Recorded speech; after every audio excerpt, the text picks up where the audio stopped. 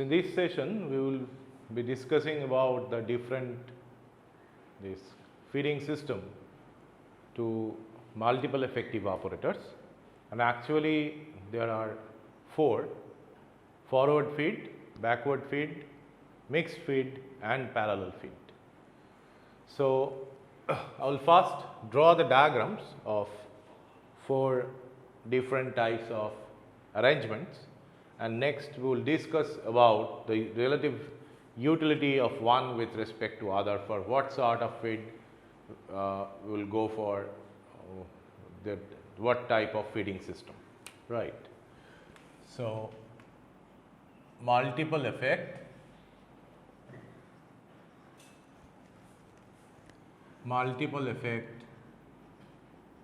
evaporator, forward feed, backward feed,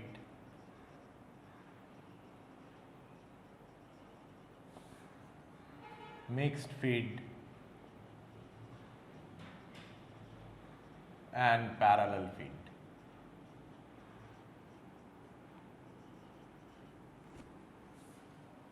So, first it is the forward feeding, and here we will consider only 3 effects, right. So, what is forward feed? Let us draw the 3 effects.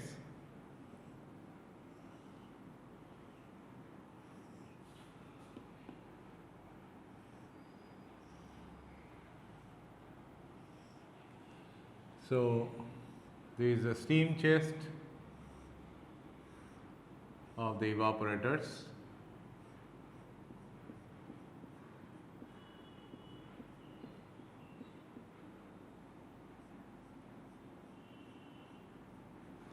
see, first let us discuss about the vapor flow network. So, in the first we deliver saturated steam, right. Now, vapor generated, definitely there will be feed, vapor generated. So, let us draw the feed also. So, there will be a pump to deliver the feed.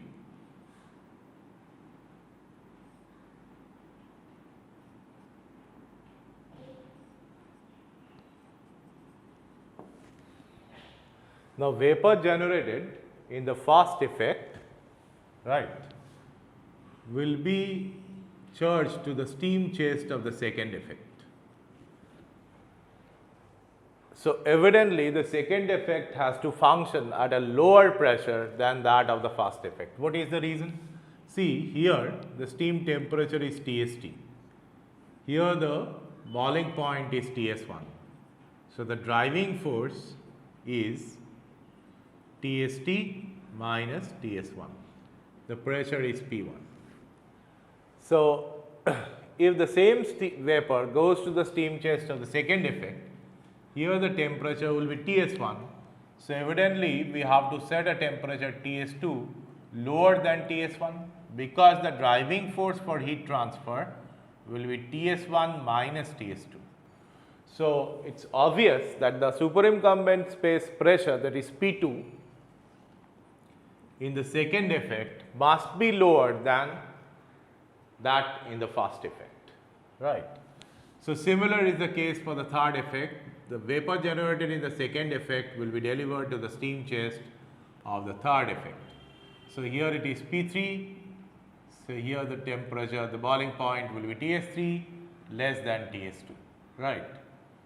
And from here it goes to vacuum, or rather we can write it will be going to this steam jet ejector, or rather in general we should write it is a vacuum system, right. Now, the thick liquor in the first effect will be delivered to the feed of the second effect, feed line of the second effect. And we do not need any pump. Why? Because P1 is greater than P2. So, no pump as P1 is greater than P2. Definitely we will use a control valve. Right. In the third, from second to third, it's also the same. So, okay, let's not draw the valve, because otherwise everywhere we have to draw. We are not drawing the valve in any one of the lines. So, definitely there will be a valve, but no pump. And here it goes to the third effect. From the third effect, by means of a withdrawal pump, we will get the concentrated liquor.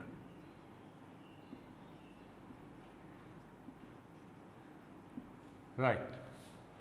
So, number of pumps, whatever may be the number of effect in forward feeding system,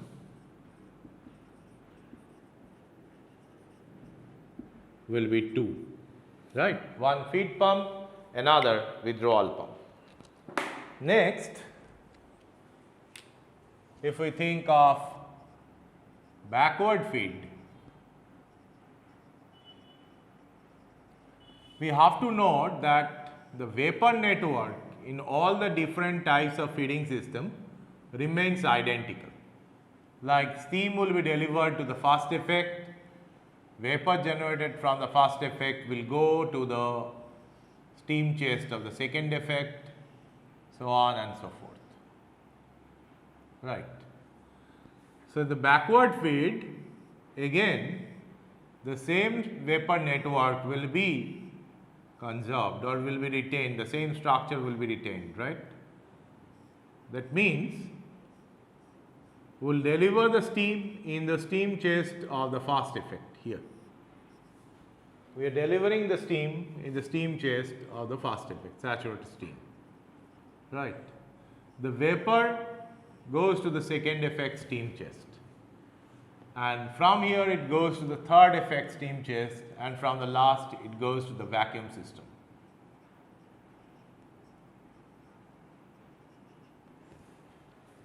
Right. Now, what about the feed? Feed is delivered in the last effect. So, again you see that if P1, P2 and P3 are the pressures, then P1 is greater than P2 greater than P3. So, here we deliver the feed.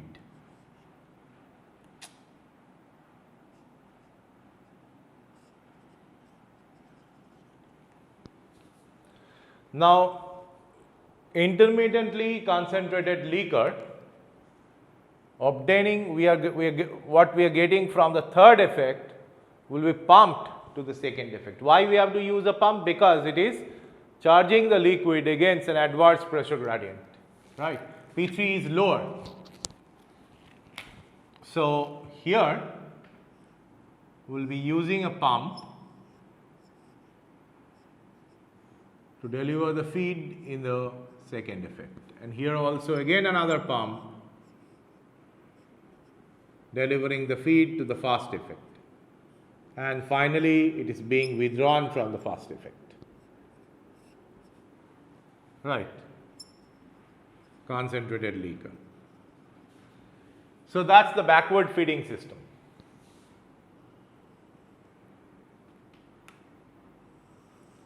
So, here the number of pumps will be n minus 1 intermediate pumps plus 1 feed and 1 withdrawal pump, n plus 2, where n is the number of effects. Right. So, let me first have a comparison between these two.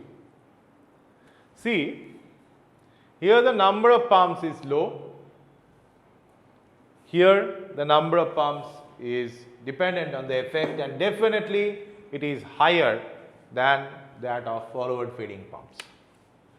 Now, what is the, if I think this as my baseline structure, right, what will be the problem here? Here you are withdrawing the most concentrated liquor from the coldest of the effects. So, if mu or d mu dc, the viscosity is changed or increased with concentration, is high,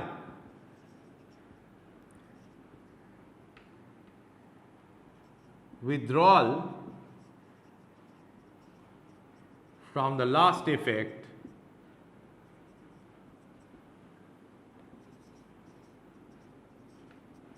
that is coldest is problematic, right? It may clog the tube because the viscosity it's increasing by many-fold. Okay? The first disadvantage.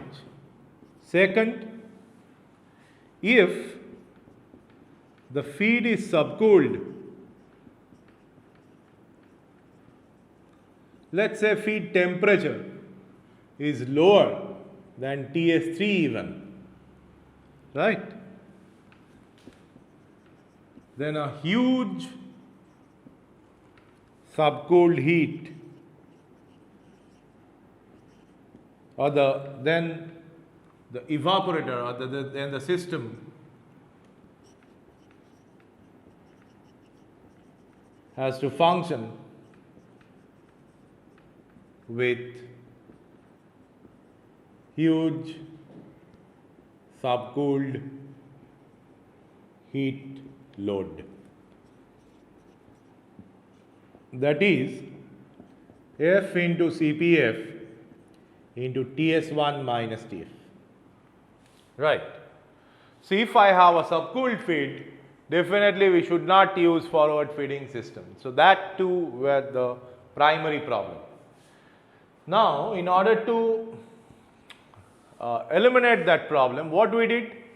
We delivered the feed in the last effect, right? And it is the coldest of the effect, and withdrawing it from the hottest of the effects. So here the temperature is higher. So change of viscosity with concentration, or rather the increase of viscosity with concentration, which will create or supposed to create pumping problem, is being compensated by increasing the temperature, which will reduce the viscosity, right?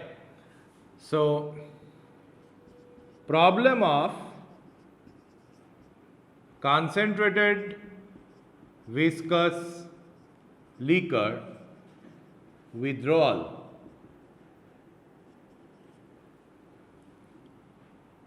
has been eliminated or has been addressed or has been properly addressed, right? However, we have to use n plus 1 minus 2, that's n minus 1 numbers of additional pumps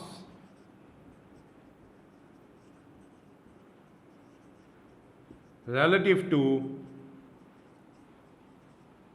forward feed, right?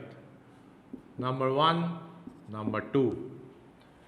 And if the feed is superheated, right? Superheated means the feed temperature may be higher than TS1.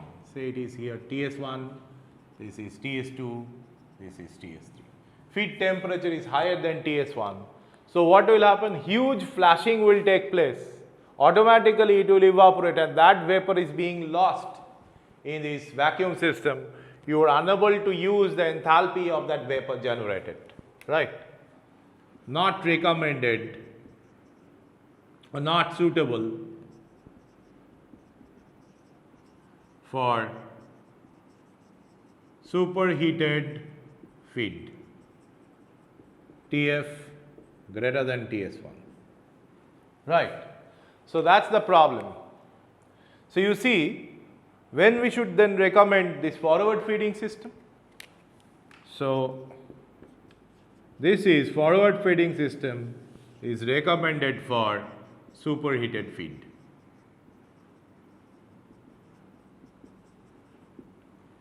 Right. Where the pressurized, definitely the feed is pressurized, the pressurized feed temperature is higher than TS1, right? And you are charging it, so automatically they will be flashing. So, this vapor will be used in the second effect, further it will be used in the third effect, right. So, you are using the enthalpy properly, you are addressing this enthalpy issue properly. So, your energetics of that system and the respective use of the given energy through steam is totally optimized, and you will have the steam economy. Definitely there also steam economy is higher than 1, because multiple effect, actually we go for multiple effect design in order to increase the economy. So, steam economy will further increase if it is a superheated feed, whereas in case of subcooled feed, in order to reduce the huge amount of heat load, we should deliver or we should use backward feeding system, right. So, not suitable for superheated feed, but recommended for subcooled feed. Here also recommended for superheated feed, and we have also mentioned that it is not suitable for subcooled feed. So, there is one advantage and another some disadvantages are also there. So, if our objective will be for an optimum feeding network will be something like that, if I can remove or reduce the sum of the number of additional pumps in the backward feeding system. However, at the same time we are withdrawing this concentrated liquor from the hottest of the effect, that must be a kind of optimum feeding system, and that is called the mixed feed. Okay. So, 3 it is the mixed feed. So, in mixed feed, let us again draw for this 3 different effects.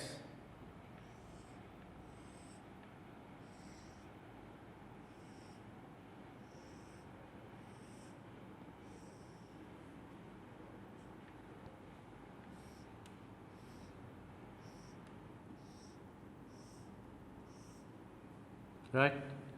So, steam chest. Remember that the vapor network will remain identical.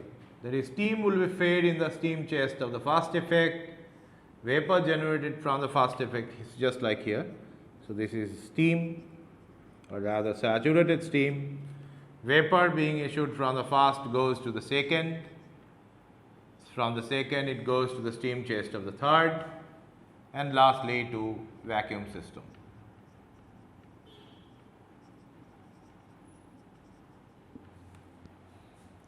Right. So, you see here feed will be delivered, there will be a feed pump and all. So, feed will be delivered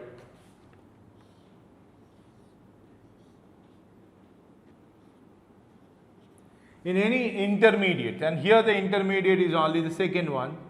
So, we deliver it to the second, right. So, from the second to the third, it will be just like forward feeding system, and it will go subsequently to the last, and from the last we will bring it back to the previous effect where we have delivered the feed. So, here it is the first one. So,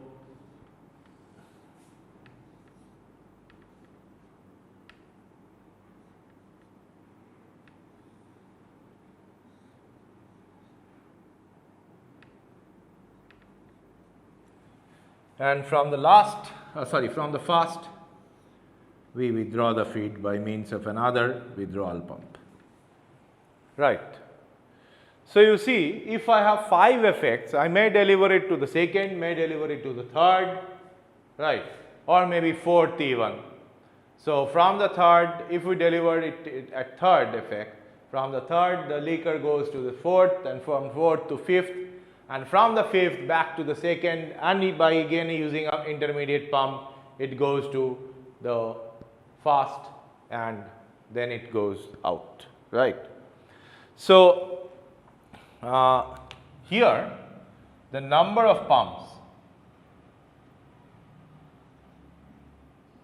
see 2 will be this feed pumps and withdrawal pump, and let us say I have delivered the feed in the ith effect, right. Feed is delivered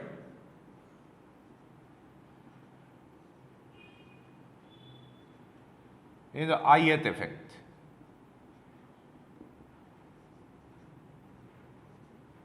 Right. So, we have to pump it back to the I minus 1th effect. So, for I minus 1th there is one pump, say I minus 1 is 3. So, first pump in the third, then from third to second another, from second to third another, right. So, it is actually this I minus 1 numbers of additional pumps are necessary, right, plus I minus 1. So, here just like rather it is this, if we eliminate, here we are giving it back to the second effect, feed is delivered to the second effect. So, I minus 1 is 1, so we need one additional pump, right. Feed and withdrawal has been considered separately. So, it is I plus 1, right. Actually, in the handout it has been wrongly written as 3 pumps. It should be I plus 1, because mixed feed there are options that you can deliver the feed to any intermediate effect. It may not be the second effect, right. So, correct it in the handout. So, it will be this I plus 1 number of pumps, and you see the number of pumps has been reduced, and we have also number of pumps is reduced because the part of it is a forward feed network and the rest is the backward feeding network. So, we have eliminated hugely this number of pumps, and additionally we have also eliminated the problem of withdrawing the coldest of this, or rather the most concentrated liquor from the coldest of the effect. Here we are withdrawing it from the hottest of these effects, right. So, that is the mixed feed, so which extracts the advantage of both forward and backward feeding system. Now, the last one, that is parallel feed.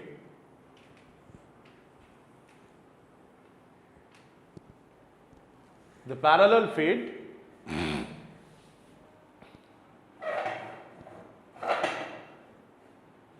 so parallel feed is only used for lab purposes. Again the steam network 4 is, but it has got no industrial importance as such. Parallel feed, fast effect, next again 3 effects, second effect and third effect, right.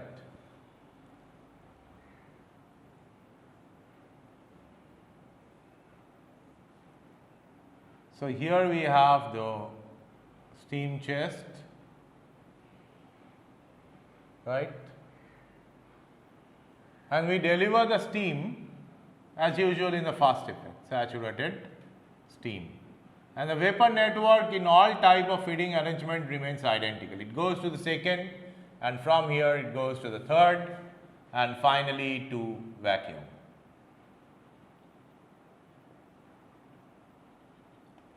Now, we deliver the feed individually to the 3 effects, right. Definitely there will be control valves and all in order to adjust the flow rates.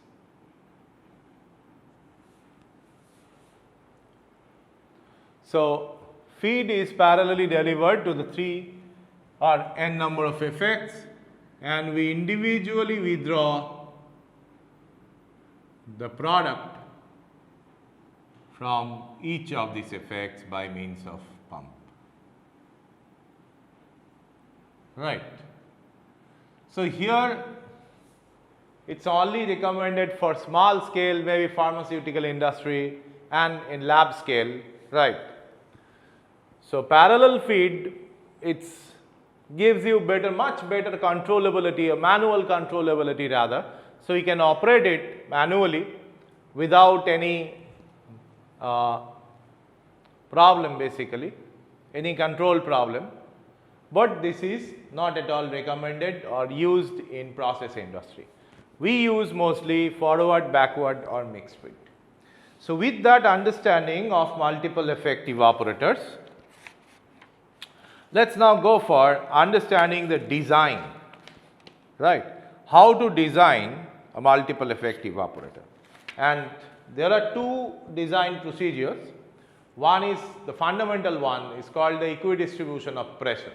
Additionally, we may go for equidistribution of heat load or equidistribution of temperature, right. So, equidistribution of heat load is recommended, but more fundamental one is the equidistribution of pressure. So, let us go for designing a multiple effect evaporator. What are the steps of this design?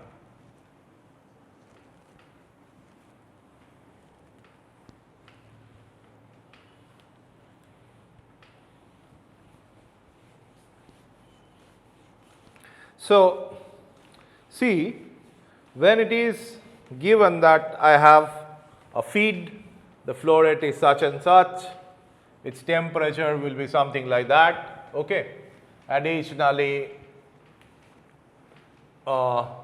its concentration will be specified and your target concentration of the solute when it comes out from the system, that is also specified, right.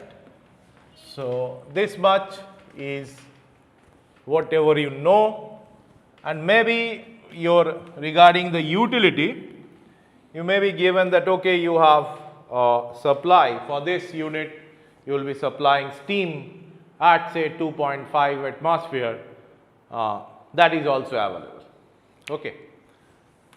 So, what we are going to discuss now is evaporator, rather multiple evaporator design, right.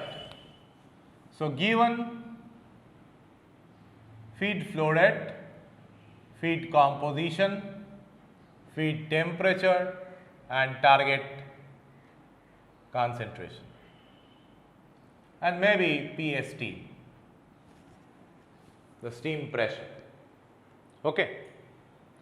So, that will be given. So, decide first step about the feeding system, decide about the feeding system based on thermal state of the feed,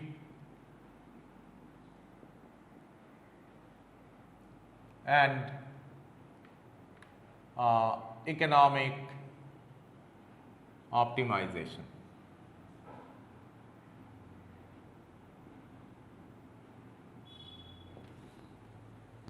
Right. So, there may be some thumb rule, but additionally we can also use economic optimization, but economic optimization is mandatory and necessary for deciding the number of effects, right. As we go on attaching more and more effects, definitely you are increasing the steam economy. That means you are reducing the operating cost, but as you are attaching more effects, you are increasing the capital cost of the system. So, there must be some optimum number of effects at which the profit is maximized, right. So, also decide or calculate the number of effects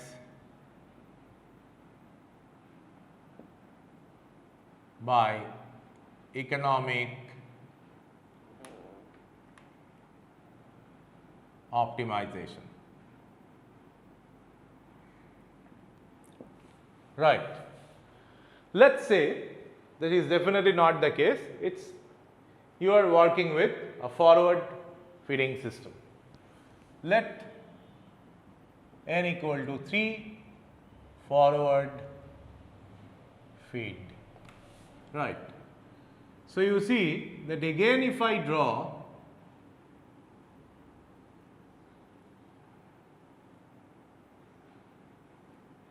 the three effects,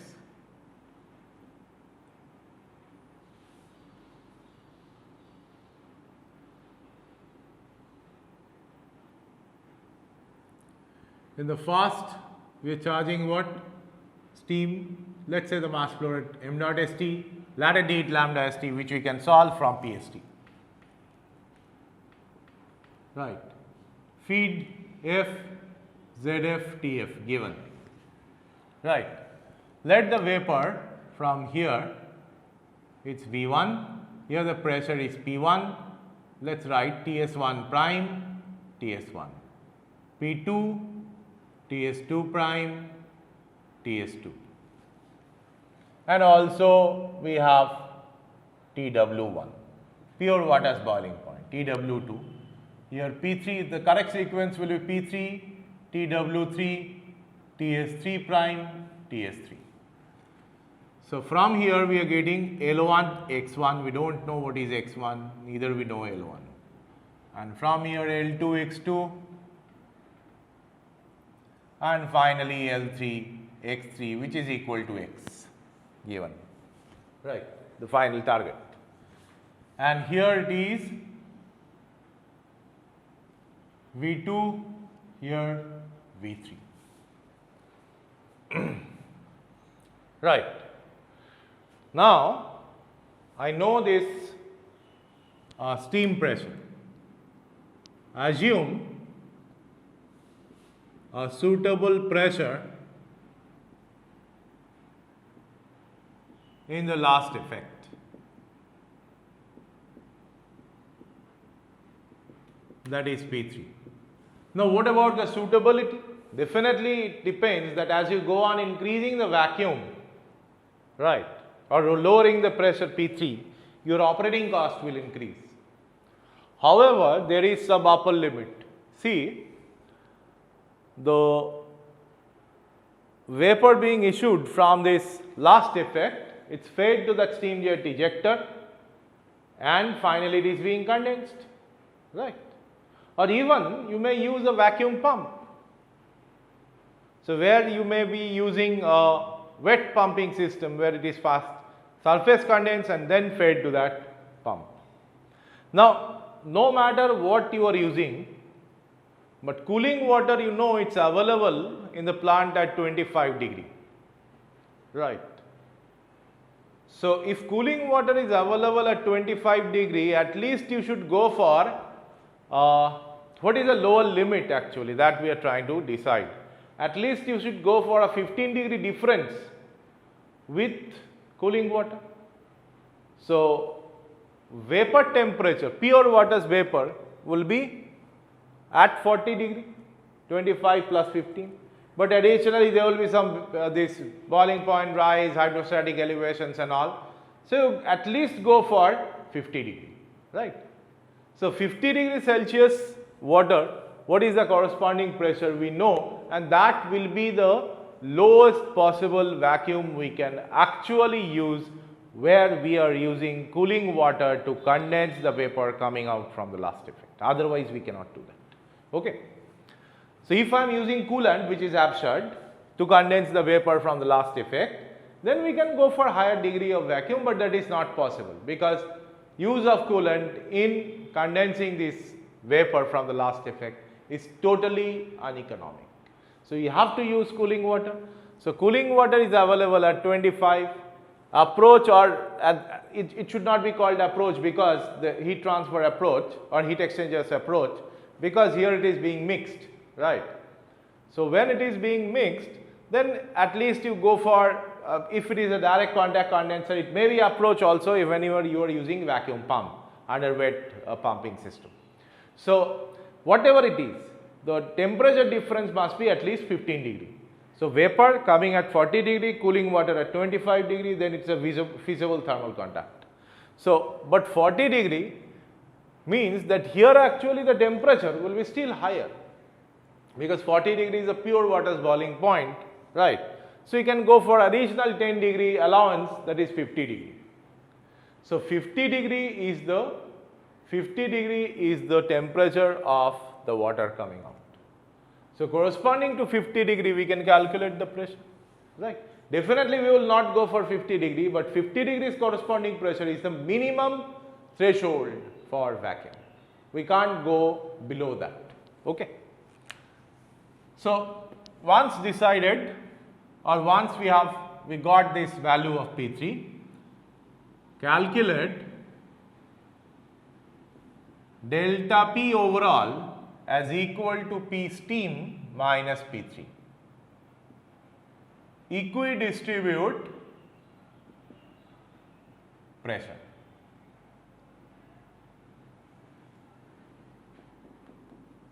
That is, delta Pi will be delta P overall divided by N. So P2 will be equal to, or rather P1 will be equal to P steam minus delta Pi. P2 will be equal to P1 minus delta Pi, and P3 is already given. So we have fixed the pressure in the three effects, okay. So this is called equidistribution of pressure. So evaporator design based on equidistribution of pressure, right. So we have equidistributed the pressure. From steam table,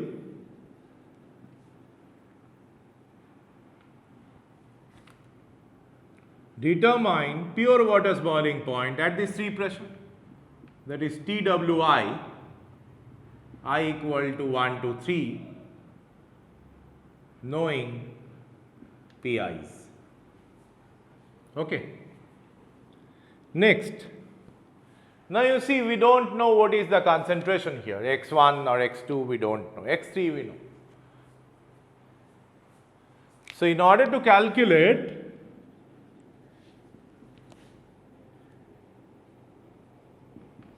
TSI primes, assume equidistribution of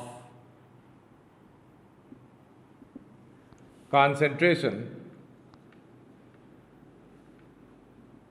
initially. That is, del x overall will be equal to x3 minus ZF, x1 in iteration 1 basically, x1 1, right, will be equal to ZF plus this del x overall divided by N, right, and here N equal to 3, okay, done. And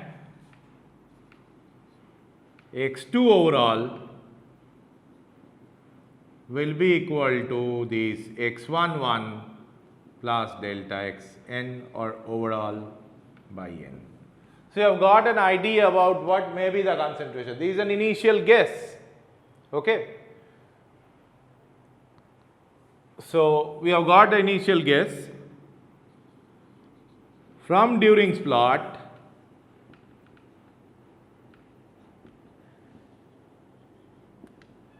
determine TSI primes knowing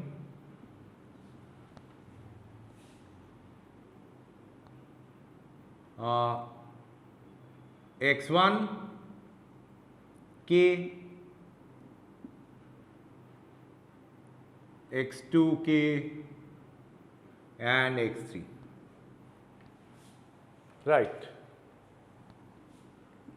K equal to 1 for first iteration.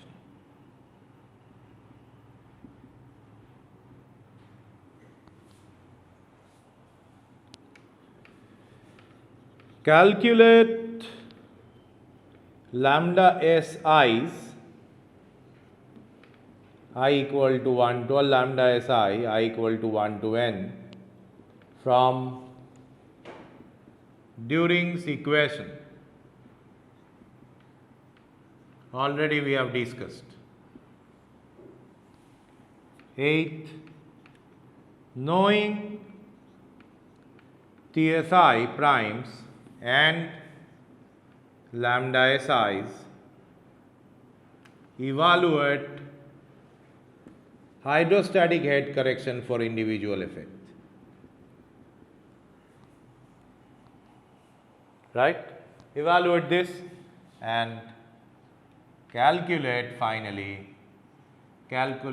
TSI as TSI is equal to TSI prime plus delta THI.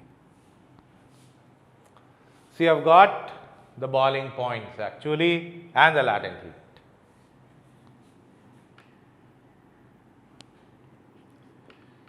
Specific heat CPF, CP1 for this CP2 are to be calculated from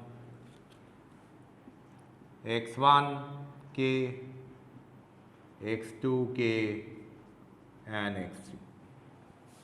So, Cp also has been calculated. Now, you see what are the equations involved here. We have the overall material balance, F is equal to L1 plus V1 for fast effect. F is equal to, L1 is equal to L2 plus V2 for the second effect. L2 is equal to L3 plus V3, third effect.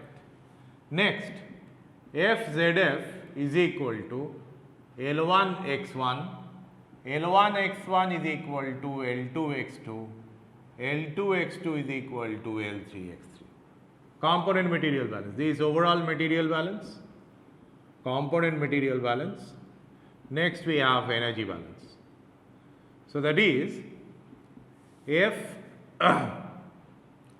ZF F CPF TS1 minus TF plus V1 lambda S1 is equal to m dot ST lambda ST, right, in the first effect, that is energy balance.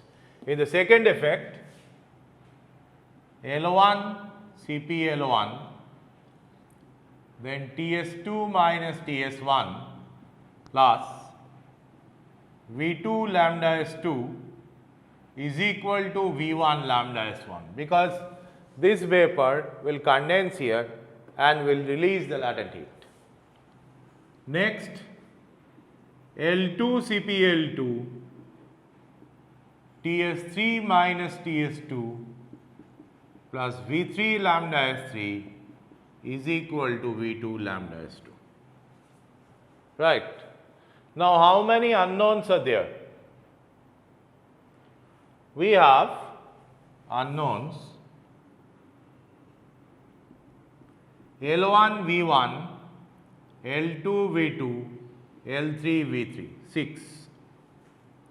Then m dot ST, steam flow rate, X1, then X2, right. So, to altogether 9 unknowns, and total number of equations also 9. So, the next step will be solve overall material balance, component material balance and energy balance for 3 effects to calculate the unknowns.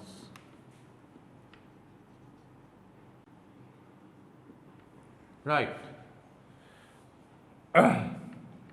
That is Li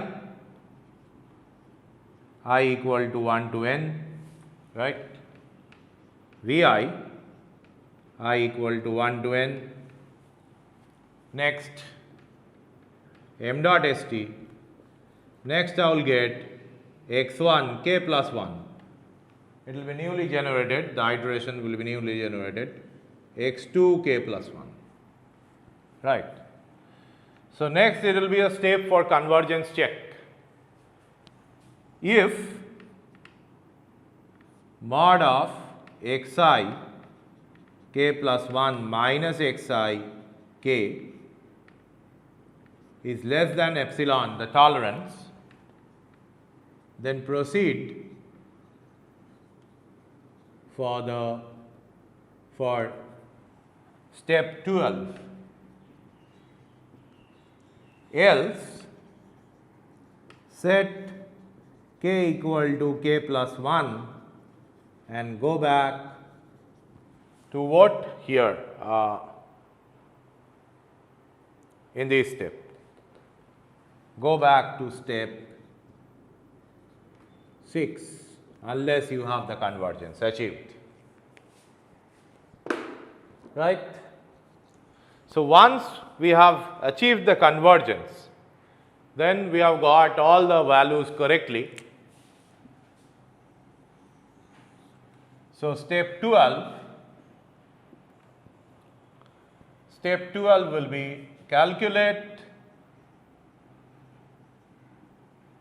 Q1 is equal to m dot st lambda st, Q2 will be this V1 lambda S1 and Q3 V2 lambda S2, right. The heat load in the individual effects we will calculate. Determine step 13, determine area, this AI, which is Qi divided by Ui into delta Ti, right, and delta Ti we know in the individual effects. 14, so where from you are getting Ui? Pilot plant or reported data, right, in literature or in some customized data set. From there you have to get this overall heat transfer coefficient, except it is a forced circulation. For all natural circulation we have to get this value of Ui. And 14, A is this max of A1, A2, A3, right. Set A as the area or as the heat transfer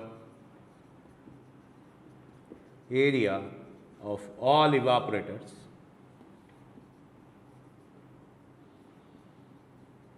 and proceed for mechanical design, right. So, that is the process design of the evaporator.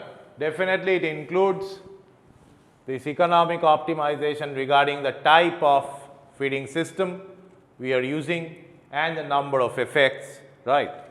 So, this in nutshell the evaporator design for multiple effect, and you see that we have a iteration loop from 6 to 11. So, from 6 to 11 there is an iteration loop. So, this is the convergence loop. Once this convergence has been achieved, we have to go for area calculation, and definitely for the ease of fabrication we will not go for fabrications of 3 different area, but rather we will use a single area, right, maximum of A1, A2 and A3. So, that is the in nutshell the design process for multiple effect evaporator where we are using this forward feed. For backward feed more or less it is, or mixed feed it will be remaining the same. Now, we will not go for this equidistribution of heat load or anything else, but there is a very interesting issue we can have if I equate the heat load in individual effects, right. You see that heat load Q1 in the first effect, let us discuss about 3 effects, U1 into A1 into delta T1, Q2 is equal to U2 into A2 into delta T2, and Q3 U3 into A3 into delta T3. Now, if I equate this Q1 equal to Q2 equal to Q3 and A1 is equal to A2 equal to A3, if I set that, I will get U1 delta T1 will be equal to U2 delta T2 and that's equal to U3 into delta T3. Right. And delta T overall, which is delta T1 plus delta T2 plus delta T3, that's the definition of delta T overall. Now, delta T overall can be what? It will be steam temperature minus this TS3. That's the overall temperature difference. So, essentially we can write that delta T1 divided by delta T overall will be equal to 1 by U1 divided by summation of 1 by Ui. Right. So, this is a very important equation for evaporator. Like if I know this U, we can individually fix this temperature difference or the temperature driving force in each of that effects, and therefrom we can directly get the temperature, and from there we can calculate back the pressure. So,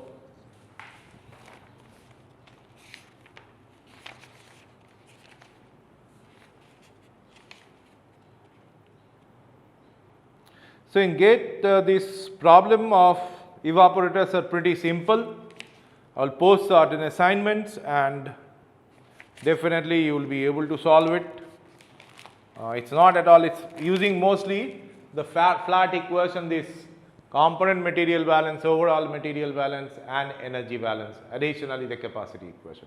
So, these 4 equations are mostly associated to problem. Rest of this discussion will be useful in theory. Thank you. So, in the next class we are going to start heat exchanger.